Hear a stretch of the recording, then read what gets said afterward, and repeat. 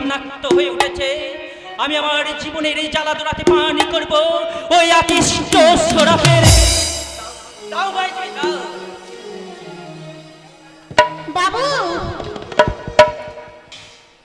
বাবু সারা বুকটা আমার দাও দাও করে জ্বলছে। কি হলো বাবু, তোমার কষ্ট হচ্ছে বুঝি? কষ্ট দিই তো কষ্ট ভোলা যায় ভাইজি। আমি তো বেশ বুঝতে পারছি এই বিষ পান করলে খুব শিগগিরই আমি মৃত্যুর মুখোমুখি দাঁড়াতে পারবো।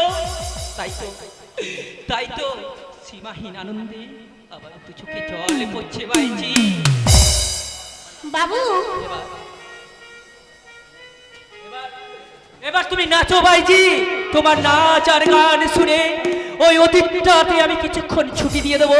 নাচো নাচো ভাইজি, তুমি প্রাণ খুলে নাচো।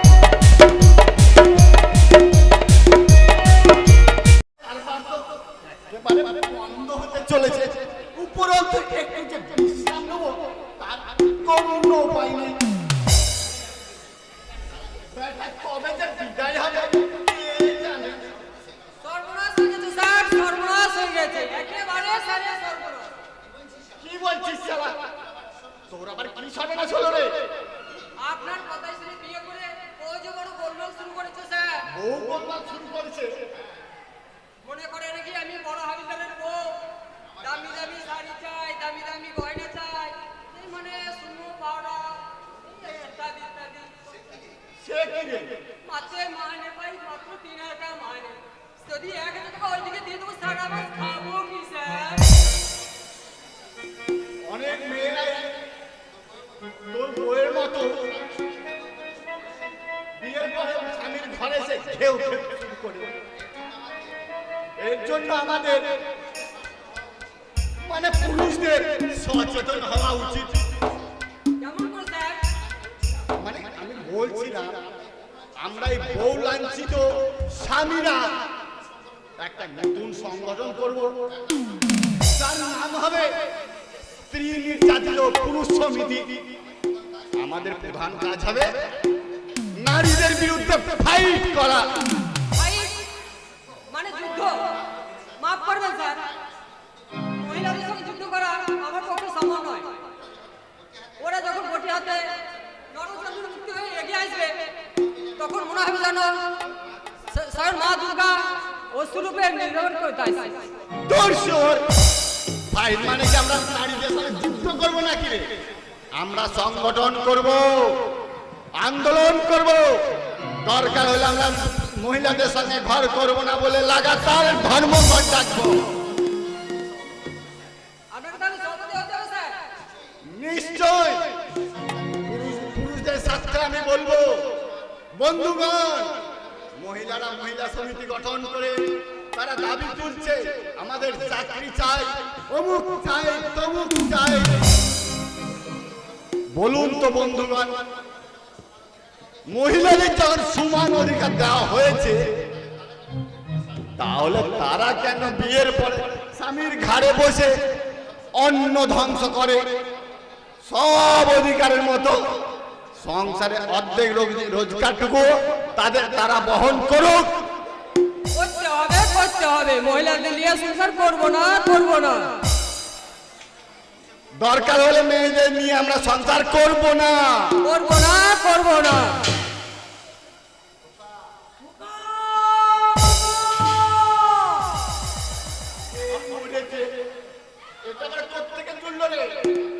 আপনারা আমার বাবাকে দেখেছেন? এ খোকা, আমার ছেলে গো দারোগা বাবু, মাথা অভন্তি কোঁকড়ানো কালো চুল, ফর্সা লাল টুকটুকে চেহারা। একেবারে রাজপুত্র, তাই না? রাজপুত্র না হলেও আমার খোকা যেমন তেমন ছেলে নয় গো দারোগা বাবু। তাকে আপনারা দেখলেও চিনতে পারবেন না যে সে যে এই বংশী ভক্তির বেটা। আর ছেলের কোনো গান করতে হবে না। কি নাম আপনার ছেলে? কাঞ্চা। লিখবো স্যার? লিখবি না মানে তদন্ত করতে হবে না? এই লিখছি স্যার। বয়স কত? আগে 25-26 হবে। লাখ 25-26। কোটা লিখবো স্যার? 25 না 26? আরে সুয়ার মাঝামাঝি করিয়ে নে না। মানে খালি 25.5। বিয়ে করেছে? আগে না দারোগা বাবু। তা ছেলেটা পালালো কেন? কেউ কিডন্যাপ করেছে? না কোনো নারী ঘটিত ব্যাপারে রাগ করে? আগে মানে সে তার মাকে খুঁজতে বাড়ি থেকে বেরিয়ে গেছে। বাড়িতে আর কেউ আছে? আমার একটি মেয়ে ছিল স্যার, সেও 10 দিন হলো আমার খোকাকে খুঁজতে বেরিয়েছে, এখনো ফিরেনি। বাবা বাবা, চমৎকার! তোমার বংশে সবাই পাগল নাকি হে? মাকে খুঁজতে ছেলে বেরিয়েছে, আর ছেলেকে খুঁজতে মেয়ে বেরিয়েছে, আর তোমাকে খুঁজতে পেরেছে পুলিশ মানে আমরা। একটু থেমে থেমে বলুন স্যার, লিখতে বড় কষ্ট হচ্ছে জি। ওরে কথা, এইসব তোকে কে লিখতে বলে? লিখবো না? আপনি যে বললেন। চাপ! এই জন্য তোর প্রমোশন হয় না। তাহলে আমার খোকার সন্তান পাবো তো স্যার? নিশ্চয়ই পাবে। খোকা, খুকির মা সবাইকে এনে হাইচিং করে দেবো। এখন কিছু টাকা ছাড়ো দেখি। টাকা? আপাতত 5,000 হলেই চলবে, পরে লাগলে আর জানিয়ে দেবো। না শিগগিরি ছাড়ো দেখি। কিন্তু এত টাকা আমি কোথায় পাবো স্যার? কোথায় পাবে না পাবে, পুলিশ তো তা নিয়ে মাথা ঘামাবে না। তদন্ত করতে হবে, তারপর টিভি রেডিওতে বিজ্ঞাপন দিতে হবে, সে অনেক টাকার ব্যাপার। ঠিক আছে, 5,000 না পারো, আর দিনের দাও। 3,000? ও 3,000 বুঝি বেশি হয়ে গেল। ঠিক আছে, আমরা গরিবের দুঃখ বুঝি রে ভাই। দাও, মাত্র 1,000 টাকা দাও। কিন্তু ওইসব কিন্তু করো না তো বাবু, এমন কাই কিচির করলে লকাবে পুড়িয়ে দেবো। ভদ্রলোকের এক কথা। দাও 500 টাকা দাও। টাকা তো আমার কাছে নেই দারোগা বাবু। এই মানে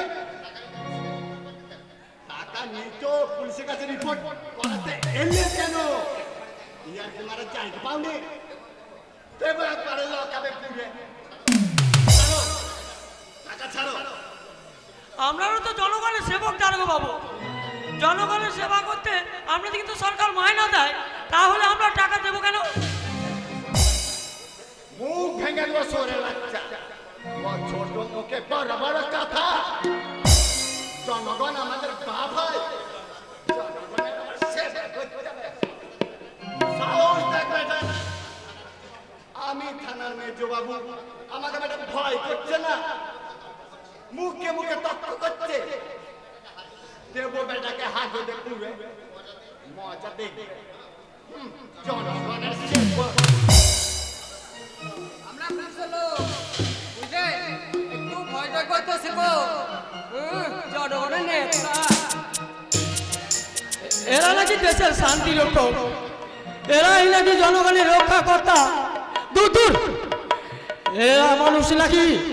যাই, আমি নিজেই আমার খোকাকে খুঁজে আনি, আর খোকাকে খুঁজে পেলি ঠিক আমার ছেলে বেটিকে আমার খোকা খুঁজে নিয়ে আসবে। খোকা, কি হয়েছে বাবা? তুমি এমন ভাবে খোকা খোকা বলে ডাকছো? আমি এক সন্তান হারা পিতা, সন্তান হারা চাই আমি পথে পথে যাচ্ছি। তোমার সন্তান বুঝে হারিয়ে গেছে? হ্যাঁ হ্যাঁ গো বাবা, আমার সন্তান হারিয়ে গেছে। কত খুঁজেছি তো বুঝি তার দেখা পাইনি। আর পাবেও না কোনোদিন। পাবো না। কেমন করে পাবে? এই বিশাল পৃথিবীর লালসার গহ্বরে তোমার খোকা যে তলিয়ে গেছে। না, কেঁদো না বাবা, তুমি আর কেঁদো না। তোমার এক সন্তান হারিয়েছে, কি হয়েছে? মনে করো আমি তোমার সেই হারানো সন্তান।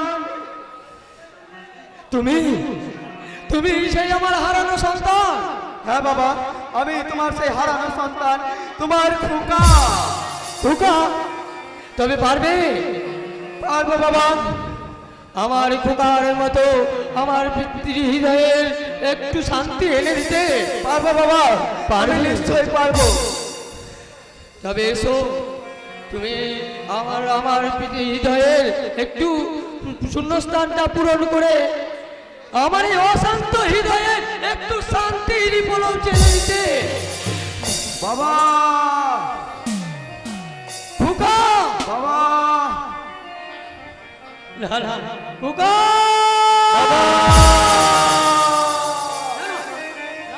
তুমি আমার খোকা নও। যে পিতৃ স্নেহ দিয়ে আমি আমার খোকাকে ধরে রাখতে পারিনি, সেই পিতৃ স্নেহের ভাগ আমি কাউকে দেব না, কাউকে না, কাউকে না। খোকা,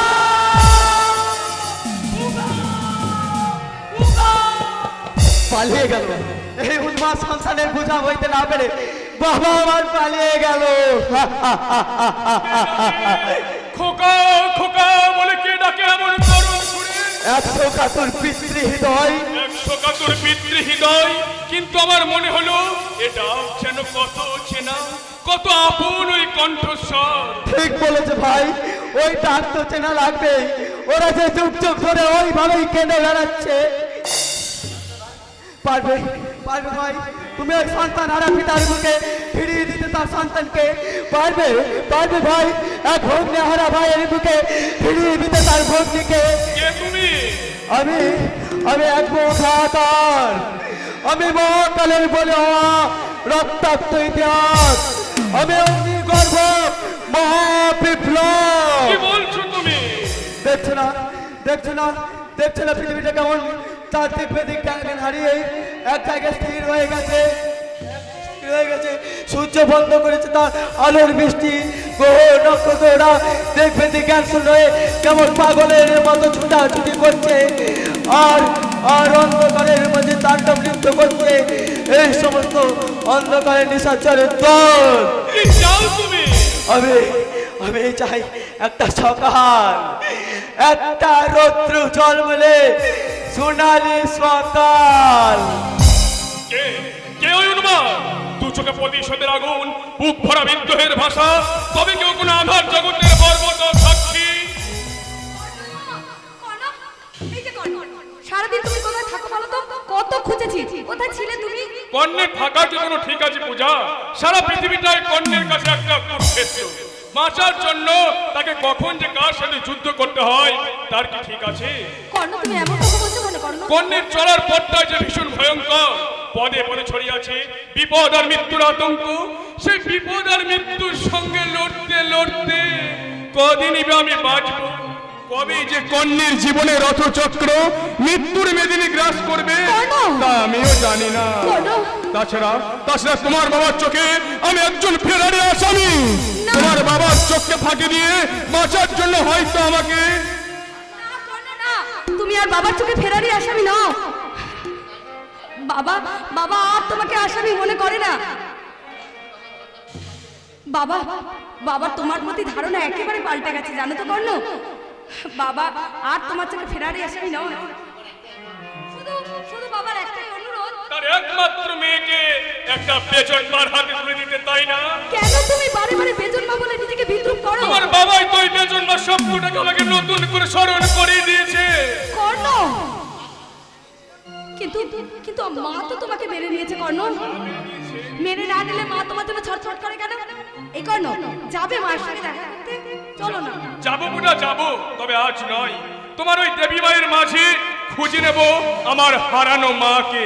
তবে আজ নয় পূজা, তোমার আমার ভালোবাসার বন্ধনকে চিরস্থায়ী করে তোমার মায়ের আশীর্বাদ নিতে যাবো। কবে কবে তুমি আমাকে বরণ করে ঘরে তুলবে কর্ণ? আগামী পূর্ণিমার পুণ্য তিথিতে আমি তোমার স্মৃতিতে পড়িয়ে দেব আমার ভালোবাসার সিঁদুর। তার আগে তো এই নাও, এই উপহার সোনার হার। শুনেছিলাম জন্মের পর আমার মা যখন আমাকে ফেলে পালিয়ে গিয়েছিল, তখন সাক্ষী স্বরূপ এই সোনার হারটা আমার গলায় পরিয়ে দিয়েছিল। সেই সোনার হারই আমার ভালোবাসার প্রথম উপহার হিসেবে আমি তোমার গলায় পরিয়ে দিলাম। তোমারই পরশে জীবন আমার ধন্য হলো। তুমি যে আমার চির আশার আলো, তুমি যে আমার চির আশার আলো। তোমারই পরশে জীবন আমার ধন্য হলো। যে আমার চির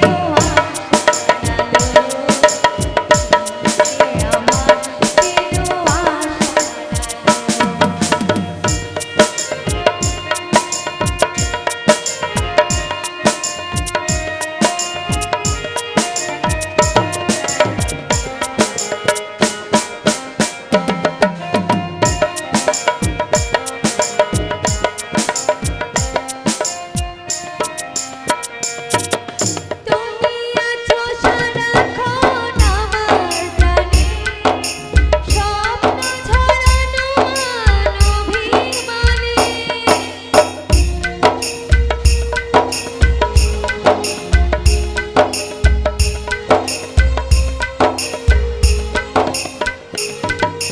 তুমি আছো সারাক্ষণ আমার প্রাণে, স্বপ্ন ঝরানো অভিমানে। তোমারই মমতা আমার সকল আশার চির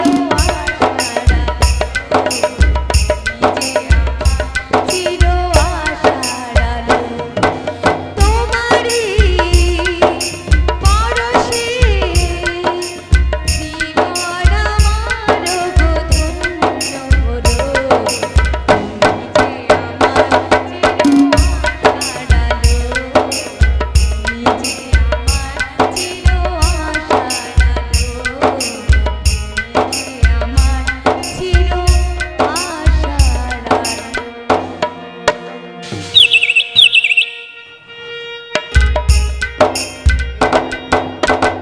বেল কি লেগে গেছে? ডিএসপি ছেলেকে সেটি গুম করে রেখেছে। সোনা বোঝা লরিটা ফিরিয়ে না দিলে সেটি ছেলেটাকে বলি দেবে। এবার দেখবো বাচ্চা ধর তুমি লরি ফিরিয়ে দাও কি না। আরে আরে আরে, আরে কি হয়েছে বলবি তো? আরে বলবি কি হয়েছে? চুপ, কথা নেই পাত্তা নেই, খালি রেভেউ করে। তোর বাম্মা তো অনেক আগে মারা গেছে। বাবা মাথা নেড়া কেন বাবা? একে আন্দোলন করতে আমার বউ কয়েকটা মেয়ে ধরে নিয়ে এসে নাড়া মাথা করে দিয়ে বললো, মাথায় গোবর জল ঢেলে দিল। বলেছে বাড়ি গেলে নাকি ঝাড়টা পিঠে করবে। ওরে চুপ কর চুপ কর, আর লোকে শুনলে লজ্জায় মুখ থাকবে না। আপনারা কেউ কিছু শোনেননি তো? আসলে ওর বউ মারা গেছে, তাই নেড়া হয়েছে আর কি। না স্যার, আমার বউ মরেনি। চুপ কর শুয়োর, আলবাত মরেছে। কে বলেছে মিস্টার হাল্লার? আগে বউ, কার বউ? আগে ঠেলা, তাই নেড়া হয়েছে। সে কি ওর বউ মারা গেছে? সে কথা তো আমায় আগে জানাওনি। যাও, তোমাকে আমি 7 দিন ছুটি দিলাম। যা বাড়ি যা, দুঃখ করিনি, আবার বউ হবে। না, আমি বাড়ি যাবো না। স্যার তো বলেছি, বাড়ি গেলে হচ্ছে ঝাঁটা আমারও বলেছে। লক্ষ্মী ছেলে আমার, বাড়ি যা। বেটা বউ মরে যায়, ভীষণ দুঃখ পেয়েছে স্যার, তাই একটু ভুলভাল বকছে। আসলে বউকে ভীষণ ভালোবাসে কিনা। আমাদের তরফ থেকে একটা শোকবার্তা পাঠানো কর্তব্য। নিশ্চয়ই স্যার, বউ তো ঠেলার একার বউ ছিল না, আপনার আমার সবার না, সবার বউ আছে। ওসব কথা এখন থাক। আপনার উপর যে মৃত্যুর সন্ধানের ভার দেওয়া হয়েছিল, তার কোনো সন্ধান পেয়েছে? যত শয়তানে ঘাটি আছে সব তন্ন তন্ন করে খুঁজেছি, কিন্তু মৃত্যুলের সন্ধান আমি পাইনি। মিস্টার হাল্লার, তদন্ত করে জানতে পেরেছি আপনার ছেলেকে একদম সন্ত্রাসবাদী কিডন্যাপ করেছে। ইম্পসিবল। না sir, it's possible and possibly সেই সন্ত্রাসবাদী আপনারই সম্মুখে দাঁড়িয়ে আছে। এই পাগলা, ভাগ ভাগ এখান থেকে। আরে দাঁড়াও দাঁড়াও, তোমাকে দেখে তো খুব অবাক লাগছে। তোমার মতো একটা অদ্ভুত জীব এই পৃথিবীতে এলো কোথা থেকে? অদ্ভুত জীব? দেখুন স্যার দেখুন, ওর শরীরটা পুরো মানুষের মতো ঠিক, কিন্তু কিন্তু মুন্ডুটা পুরো সিংহের মতো, আর চোখ দুটো যেন হায়নার মতো। দাঁড়ান মিস্টার হাল্লার, বলো কে তুমি, কি তোমার পরিচয়? আমার পরিচয় কি কোনো শেষ আছে স্যার? যেদিন এই পৃথিবীটা সৃষ্টি হলো সেই দিন আমার জন্ম। এই পৃথিবীটা রঙে পাল্টাচ্ছে, আমার পরিচয় তত পাল্টে যাচ্ছে। আমি ধ্রুবতারার মতো এক জায়গায় স্থির হয়ে দেখেছি পৃথিবীর অধঃপতনের অসভ্য ইতিহাস। আমি দেখেছি পৃথিবীর সত্য তাপস পেরিয়ে গলির দরগড়া এসে কেমন অসুস্থ হয়ে ডুবছে। আর দেখবি না, তুই যে ভগবানের উপরে। আর তোমরা হলে এ যুগের ভাগ্যবান, তোমাদের রোজগার পুরো 4 আনা আর সঞ্চয় পুরো 16 আনা। রাজা মহারাজার মতো রাজভোগ খাচ্ছ, বউকে যুবকে যুবকে পোশাক পরাচ্ছ, 3 তলা মোজাইক করে বাড়িতে বাস করছো। তুমি কত টাকা মাইনা পাও গো বাবু? দেখছেন স্যার, শুয়োরের বাচ্চা স্পর্ধাটা দেখছেন? তোমরা যে সমাজটাকে পচিয়ে দিয়েছো মহাপুরুষের দল, তোমাদের জন্যই তো এই দেশের সমাজ বিরোধীরা আজও এই সমাজটাকে শ্মশান বানাতে সাহস পায়। তোমাদের সাহসে ওরা মায়ের বুক থেকে তার সন্তানকে কেড়ে নিয়েছে, তোমাদের সাহসে ওরা প্রেমিকের বুক থেকে কেড়ে নিয়েছে প্রেমিকাকে, তোমাদের বুক থেকে তোমাদের সাহসে ওরা দাদার বুক থেকে কেড়ে নিয়েছে তার আদরের একমাত্র বোনকে। তবে কি তুমি শ্রমিক নেতা সেই তন্ময় গাঙ্গুলি? না, আমি চিরতর দাম দুর্বলতা নিঃশংস, আমি মহাপ্রলয়, আমি নটরাজ, আমি সাইক্লোন, আমি ধ্বংস, আমি মহাভয়, আমি ধৈর্য টেলক ফুঝর, অকাল বর্ষাকে, আমি বিদ্রোহে বিশ্ব বিধাত্রী। যেও না তন্ময়, দাঁড়াও। তন্ময়?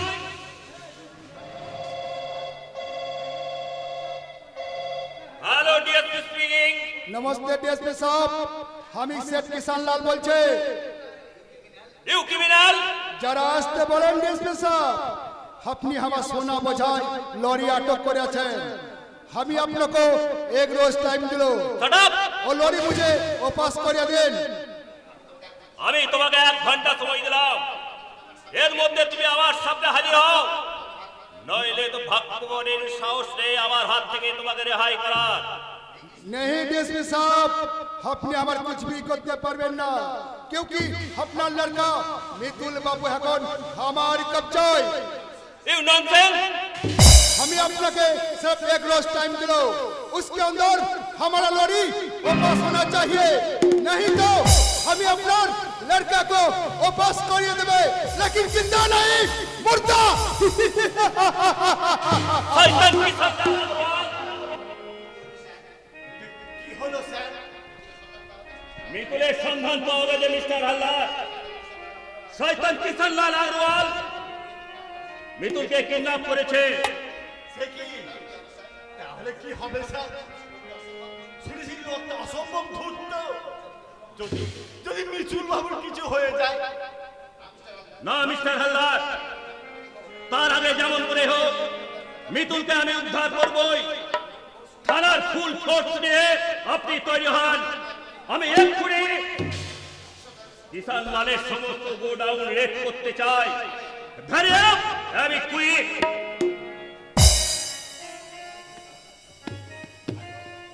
হ্যালো, কে সেঠজি? আমি যুধিষ্ঠির হালদার বলছি। না না, ইয়ে মানে এদিকে বড় সর্বনাশ হতে চলেছে। ডিএসপি এক্ষুনি আপনার সমস্ত গোডাউন রেড করতে চলেছে। শিগগিরই সব কিছু ছড়িয়ে দিন, মিতুলের যেন সন্ধান না পাই। ঠিক আছে, রাখছি। তুমি চলো ডালে ডালে, আর আমি চলি পাতা ডালা।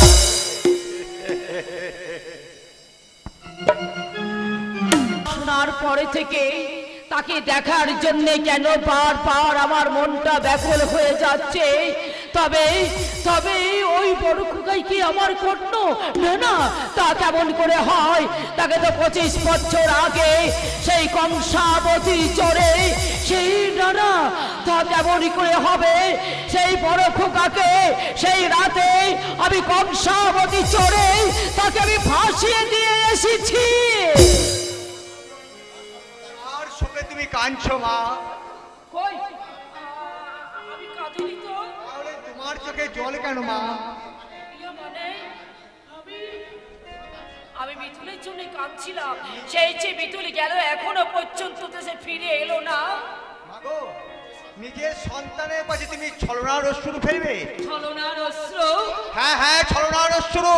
সবার আড়ে যখন তুমি কাঁদো, দূর থেকে দাঁড়িয়ে আমি তোমার কান্নার সব শব্দ আমি স্পষ্ট শুনতে পাই। মাঝে মাঝে অস্পষ্ট শুনে বলে ওঠো, কংসাবতীর চর, বড় খোকা, এসবের অর্থ কি মা? বল। কিছু না বাবা, কিছু না। আমার মন বলছে তুমি কিছু লুকাইতে চাইছো। আজ প্রায় 10 দিন হলো দাদা বাড়ির থেকে নিরুদ্দেশ, তার জন্য একটা দিনে তোমাকে আমি চোখে জল ফেলতে দেখলাম না মা। কিন্তু কে এক বড় খোকা, তার জন্য তুমি 25 বছর ধরে কেঁদেই চলেছো। মকর ওদিকে দিদির সঙ্গে বেজন্মা গুন্ডানার ভালোবাসা, সংস্কৃতি মেনে নেওয়ার জন্য তোমরা সবাই উঠে পড়ে লেগেছো। আমার মন বলছে তোমরা সবাই ভুল পথে পা বাড়াচ্ছ মা, তোমরা সবাই ভুল পথে পা বাড়াচ্ছ। তা করতে পারি না বাবা। যাব কর, তুই এখান থেকে চলে যা। না, আজ তোমাকে বলতেই হবে। 25 বছর আগে তোমার জীবনে কি এমন ঘটনা ঘটেছিল? কংসাবতীর চর কিসের সাক্ষী বহন করে আছে? আর ওই বড় খোকাই বাড়কে মা। মায়ের কাছে কৈফিয়ত চাচ্ছি, মায়ের জীবনের ইতিহাস জানতে চাইছি, মায়ের চরিত্রের হিসাব জানতে চাইছি। হতভাগা, যা দূর হয়ে যা আমার সামনে থেকে, যা চলে যা। আজ থেকে মনে রাখবো, আজ আর কেউ নেই, আমি শুধু একা, আমি শুধু একা। আমি তোমার অবশ সন্তান মা, আমি অন্যায় করেছি, আমায় তুমি ক্ষমা করো। আমার সকল দুঃখের প্রদীপ জেলে দিব, গেলে করব নিবেদন। আমার ব্যথার পূজা হয়নি আমার সকল দুঃখের প্রদীপ গেলে দিব, গেলে করব নিবেদন। আমার ব্যথার পূজা হয়নি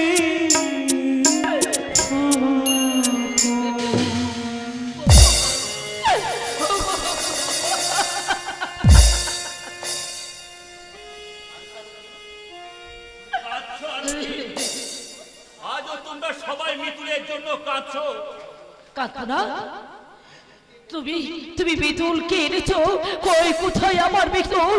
তাকে বাড়িতে ফিরে এনেছো নাকি? বলো কোথায়? মিতুলের সন্ধান আমি পাইনি আরতি। শয়তান কিষান লালের সমস্ত গোডাউন আমি সিজ করেছি, তবু আমি কিষান লাল আর মিতুলের সন্ধান পাইনি। আগে থেকে সংবাদ পেয়ে ওরা মিতুলকে নিশ্চয় ওরা কোথাও অন্য জায়গায় আটকে রেখেছে। তুমি আর দেরি করো না গো। তুমি ওদের লরিটা ফিরিয়ে দিয়ে আমার বিতুলকে আবার তুমি ফিরিয়ে নিয়ে এসো। আমার তুমি ফিরিয়ে আনো। অসম্ভব। কেন?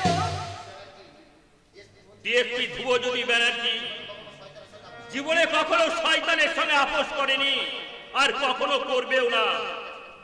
আমার কাছে পুত্রের চেয়ে আমার কর্তব্য আর আদর্শের মূল্য অনেক বেশি। তোমার কর্তব্য রক্ষা করতে গিয়ে দাদা যদি হারিয়ে যায়, আমার পিতৃ হৃদয় হয়তো হাহাকার করে কাঁদবে, কিন্তু ডিএসপি ধ্রুবজ্যোতি ব্যানার্জি চোখে এক ফোঁটা জল ঝরবে না।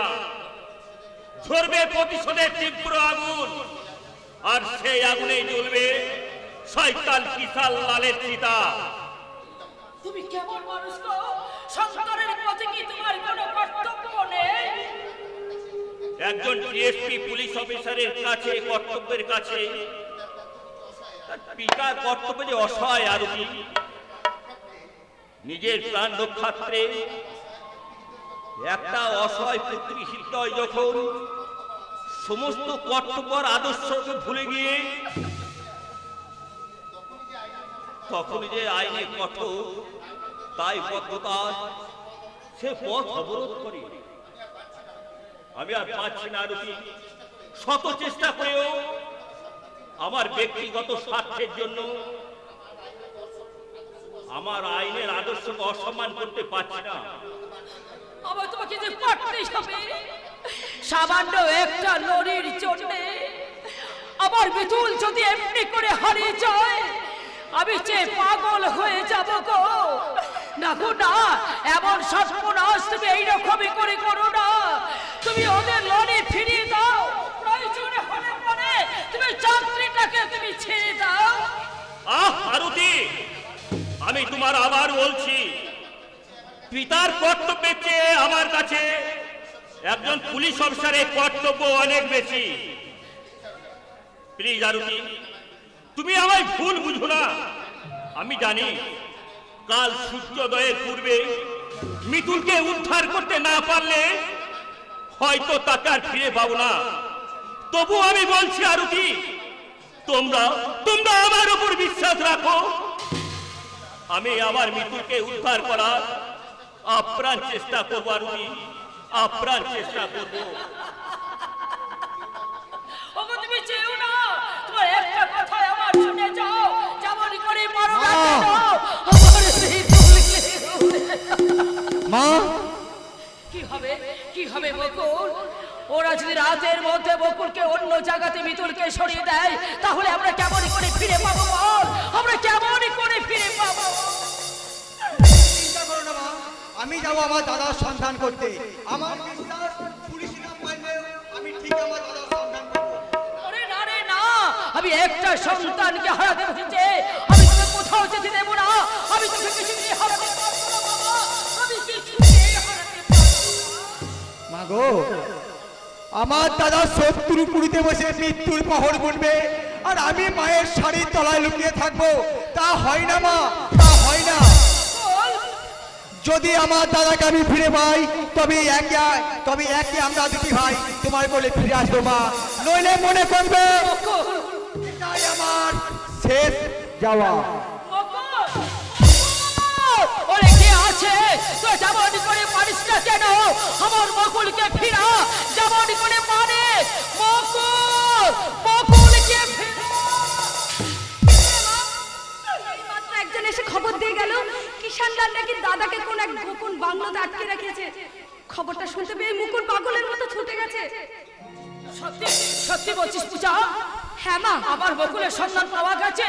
তাহলে তাহলে মেতুল বকুলে এই হার আমাদের ভালোবাসার চিহ্ন মা। কর্ণ আমাদের ভালোবাসার স্বীকৃতি স্বরূপ এই হার আমাকে গলায় পরিয়ে দিয়েছে।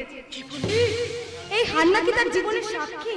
পূজা, হ্যাঁ, তার মা তাকে ফেলে যাওয়ার সময় এই হার নাকি তার গলায় পরিয়ে দিয়েছিল। না এ কি হলো? তুমি এরকম চিৎকার করছো কেন মা? আমার হৃদয়ে একটা ঝড় উঠেছে, সেই স্মৃতির পাতাগুলো আপনার আপনি টুকরো টুকরো হয়ে যাচ্ছে। যেন আমার সব সময়তে আমি পারছি না, আমি পারছি না। মা, তুমি বিশ্বাস করো, এই হার কর্ণ আমাকে দিয়েছে। আর বলেছে আগামী পূর্ণিমাতে সে আমাকে বিয়ে করবে। না, তোদের এই বিয়ে কিছুতেই হতে পারে না। কেন? কর্ণ কুমারী মায়ের সন্তান বলে তুমি তো আমাদের বিয়ে মেনে নিয়েছো, তাহলে কেন এখন অমত করছো মা? ওরে তোকে আমি কেমন করে বুঝাই যে ওই কর্ণ তোর কি হলো মা? কর্ণ নাকি? ওই কর্ণ তোর শত্রু। হ্যাঁ হ্যাঁ, তাই আমি বলছি পূজা, ওই শত্রুর সঙ্গে আমি তোর বিয়ে আমি কিছুতেই মেনে নিতে পারবো না, কিছুতেই না। মা, তুমি বলে দাও কর্ণ আমার কেমন শত্রু, কিসের শত্রু মা, তুমি বলে দাও মা।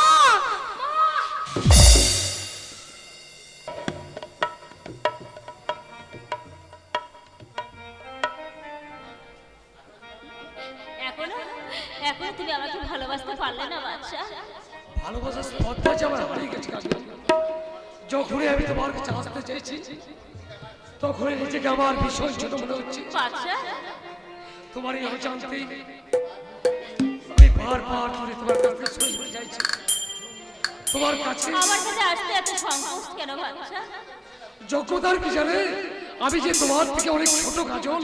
না না বাদশা, না। ভালোবাসার যোগ্যতার বিচারে তুমি কোনো অংশে আমার থেকে ছোট নয়। কাজল, আমি অন্ধ হলেও আমি তোমার স্পর্শ করে বুঝতে পেরেছি তোমার মনটা শিশুর মতন সরল আর হৃদয়টা আকাশের মতন উদার। সেই উদার আকাশের মাঝে আমি ক্ষুদ্র জোনাকি হয়ে আমি কতটুকু তোমায় খুশি করতে পারবো জানি না। তুমি জোনাকি নাও কাজল, তুমি জোনাকি নাও। তুমি আঁধার আকাশের মাঝে আমার শুভ চন্দ্রিমা।